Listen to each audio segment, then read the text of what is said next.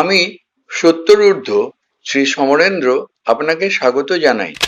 আশা করি আমার বিভিন্ন দ্রষ্টব্যস্থানে ভ্রমণের অভিজ্ঞতা ও সাবলীল বিবরণী আপনার ভ্রমণ সূচিকেও সহজ করে তুলবে। নমস্কার। শুক্রবার ভোরবেলা হাওড়া স্টেশন থেকে 6 নম্বর প্ল্যাটফর্মে গণদেবতা এক্সপ্রেসে ঠিক সকাল 6:05 বোলপুরের উদ্দেশ্যে রওনা দিলাম। সিটিং রিজার্ভেশনের টিকিট জনপ্রতি 85 টাকা আগে থেকেই অনলাইনে কাটা ছিল।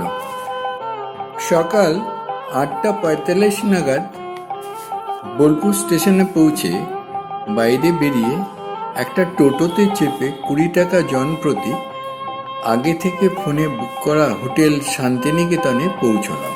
হোটেল শান্তিনিকেতনে double bed attach bathroom with geyser, TV, room service, খুবই পরিষ্কার। 1000 টাকা প্রতিদিন। ফোন নাম্বার দেওয়া থাকলো। হোটেলে উঠে ফ্রেশ হয়ে একটা টোটো বুক করে বেরিয়ে পড়লাম। প্রথমে কাছেই খুব ভালো খাবারের দোকান সর্বমঙ্গলায় দারুণ কচুরি ও মিষ্টি দিয়ে ব্রেকফাস্ট সেরে নিলাম।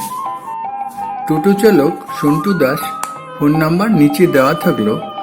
আমাদের সকাল থেকে বিকেল পর্যন্ত শান্তিনিকেতনের সব কিছু ঘুরিয়ে দেখাবে মাত্র 650 টাকায়।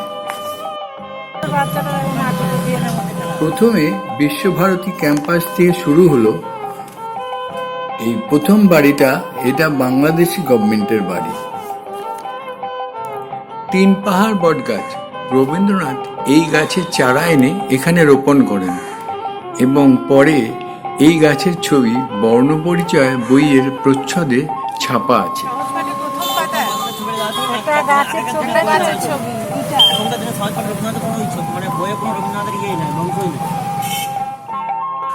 তালধ্বজ গোলাকার এই বাড়ি রবীন্দ্রনাথ ঠাকুরের বনবাণী কাব্যের কুটিরবাসী কবিতা ও ব্রহ্মচর্যাশ্রমের শিক্ষক তেজেশচন্দ্র সেনের স্মৃতি বহন করছে।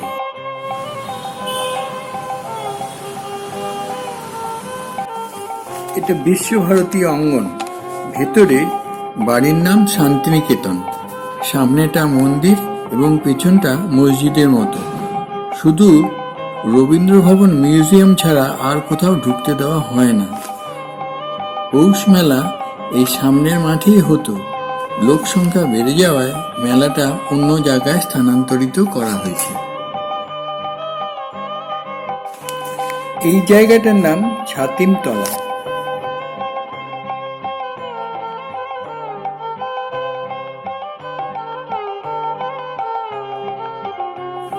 কলা ভবনের ছাত্রদের তৈরি ইগলু ঘর, এস্কিমোদের মতো। ভেতরে রামকিঙ্কর বেজের তৈরি সাঁওতাল ফ্যামিলি ও কলের বাঁশে স্কাল্পচার করা আছে। এটা অমর্ত্য সেনের বাড়ি। ভেতরে দক্ষিণে হাওয়ার বাড়ি। প্রথম শ্রেণী থেকে পঞ্চম শ্রেণী পর্যন্ত এখানে ক্লাস হতো। রবীন্দ্রনাথ মারা যাওয়ার পর এই মাটির বাড়িতে 1 ঘন্টা তাকে রাখা ছিল। বাড়িটার নাম দেউলি বাড়ি। এই জায়গাটার নাম সৃজনী। প্রবেশ মূল্য 20 টাকা। নানা রকম কলা, সংস্কৃতি ও বিভিন্ন হস্তশিল্পের নমুনা রাখা আছে দুপাশে। খোলা মঞ্চও দেখা যাচ্ছে।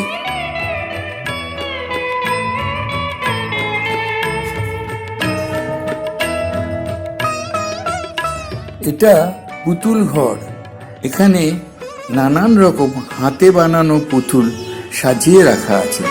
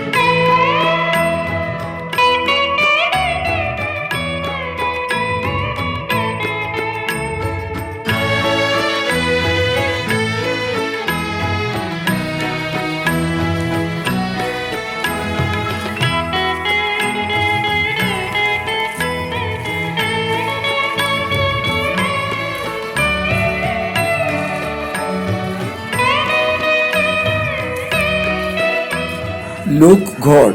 লোকঘরের মধ্যে 9টা রাজ্যের বিভিন্ন রকমের হস্তশিল্প, কলা ও সংস্কৃতির বিষয়গুলি এবং সমাজ ব্যবস্থার একটা চিত্র দেখানো আছে।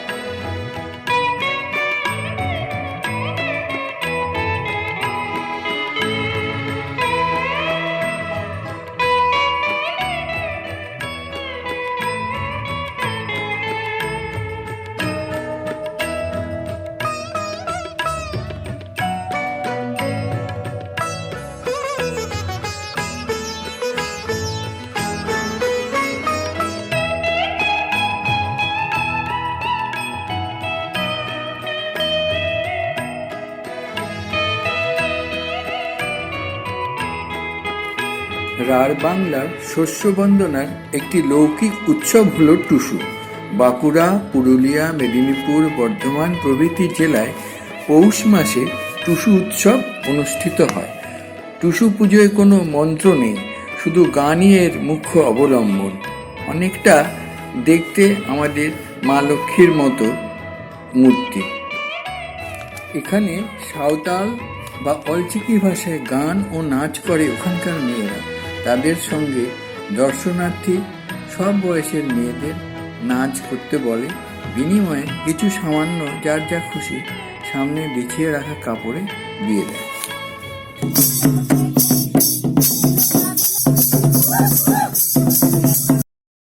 শান্তিনিকেতনের কাজ করা নানান জিনিসের সারি সারি দোকান। একটা দোকানে গেঞ্জির সামনে লেখা নানান কথা, যেমন একলা চলো রে, সাদা মনে কাদা নেই, কাল থেকে পড়ব ইত্যাদি। সব সাইজেরই আছে, দাম মাত্র 200 টাকা। আমরাও কিনলাম। এরপরে সন্টু আমাদের একটা রাজবাড়ি দেখাতে নিয়ে গেল। ওই রাজবাড়িটার পেছন দিকে আবার একটা বড় শিব মন্দির আছে।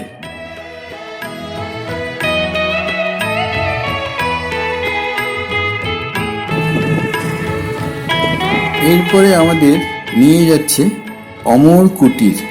এখানে মস্ত বড় এক শোরুম, যেখানে সব শান্তিনিকেতনের আকর্ষণীয় জিনিস পাওয়া যায়। সাংস্কৃতিক মঞ্চ আছে, রবীন্দ্রনাথ ঠাকুরের স্ট্যাচু আছে, সভা ঘর মতো আছে এবং নানান ফুলের বাহার ওখানে রয়েছে।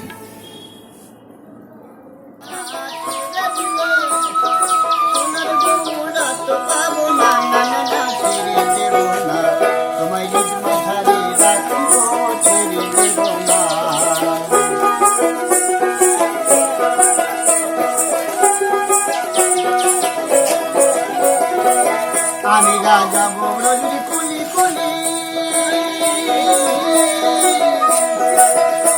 আর মারব বুঝির পদ ধুলি।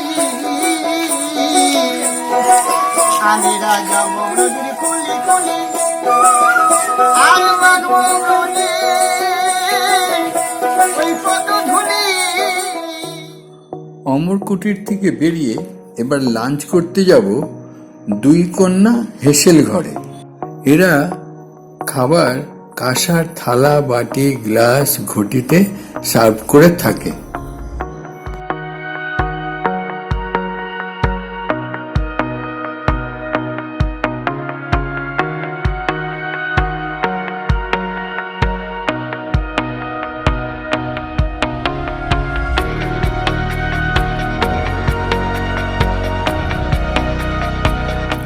রান্নাবান্না ওই হেসেলের সত্যিই খুব ভালো।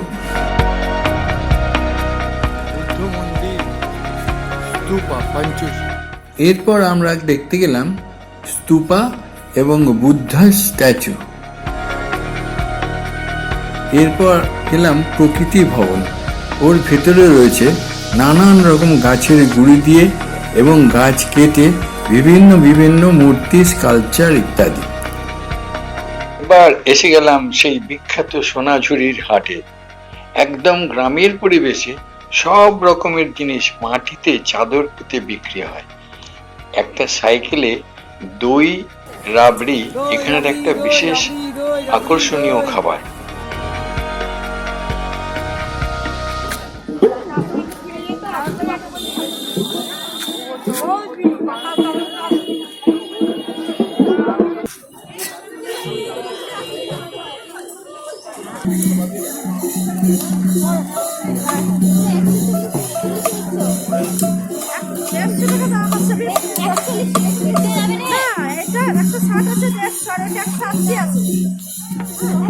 কত করে?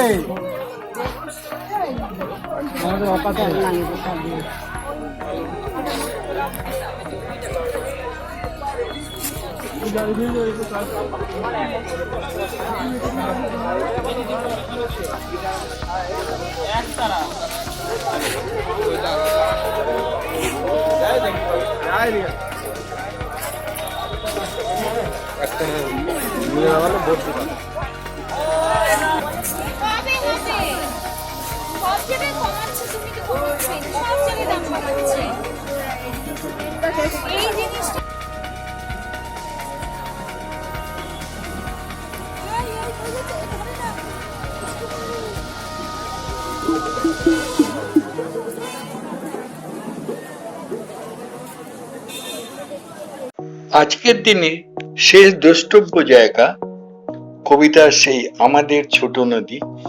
এখন অবশ্য নদী শুকিয়ে গেছে, কিন্তু সেই জায়গাটা দেখে আবার হোটেলে ফিরে এলাম।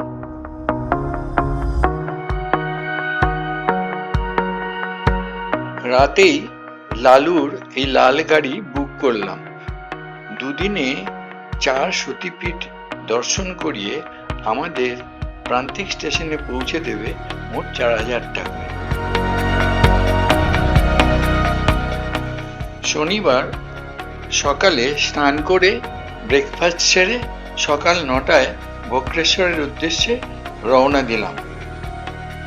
যাওয়া আসা মধ্যে একটা রাজবাড়ি ও মামা ভাগ্নে পাহাড় দর্শন করে ফিরে আসতে প্রায় 135 থেকে 40 কিলোমিটার পথ অতিক্রম করতে হবে।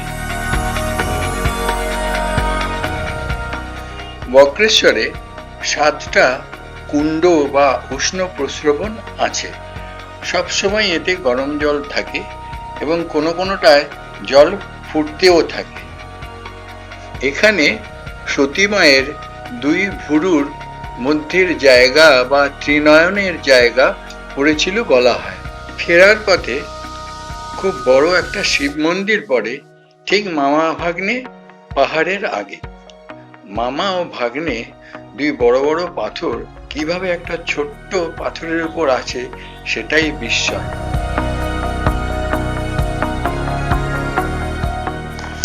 বোলপুর ফিরে আবার আমরা সোনাঝুরির হাটে ভালো করে ঘুরলাম এবং আদিবাসীদের নাচও দেখলাম।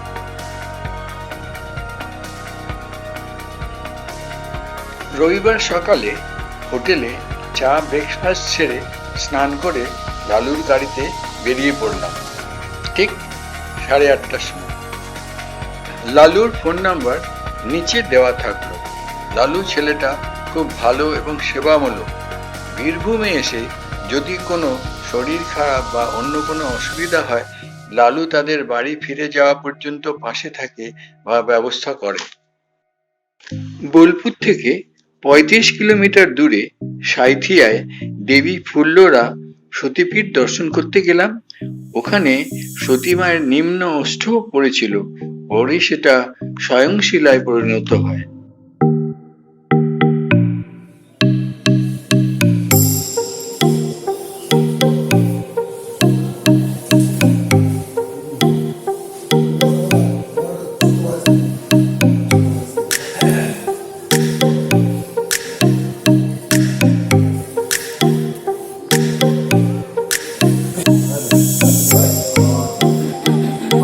এখানে পড়েছিলেন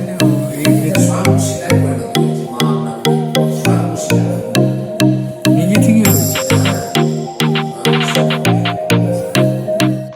এখান থেকে আমরা যাব ২৫ কিলোমিটার দূরে নন্দিকেশ্বরী মাতা সতীপীঠে। এখানে মায়ের কণ্ঠের হার বা গলার বোন পড়েছিল।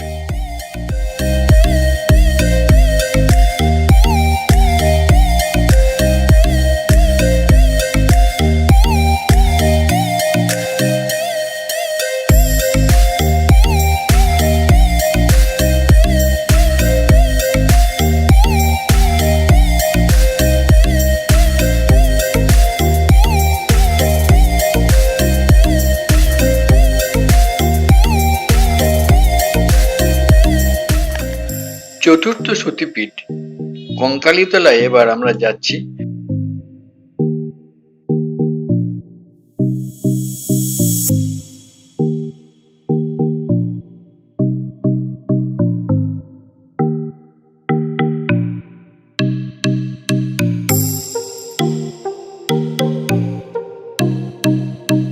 মন্দির, তার পাশের যে কুণ্ড, জলে মায়ের কাঁখাল পড়েছিল এবং এখানে হাত ধোয়ার সমস্ত বারণ, কুণ্ডের জলে নামা বারণ।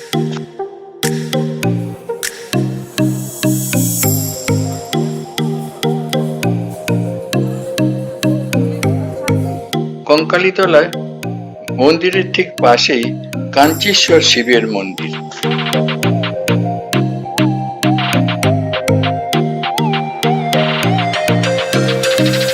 কঙ্কালীতলা সেরে লালু আমাদের খুব কাছেই প্রান্তিক স্টেশনে নামিয়ে দিল। 12টায় আমাদের কুলিক এক্সপ্রেস ট্রেনের টিকিট বুক করা ছিল। সেই ট্রেনে আমরা চলে এলাম কলকাতায় বিকেল 5টার মধ্যে। ভিডিওটা দেখবার জন্যে ধন্যবাদ।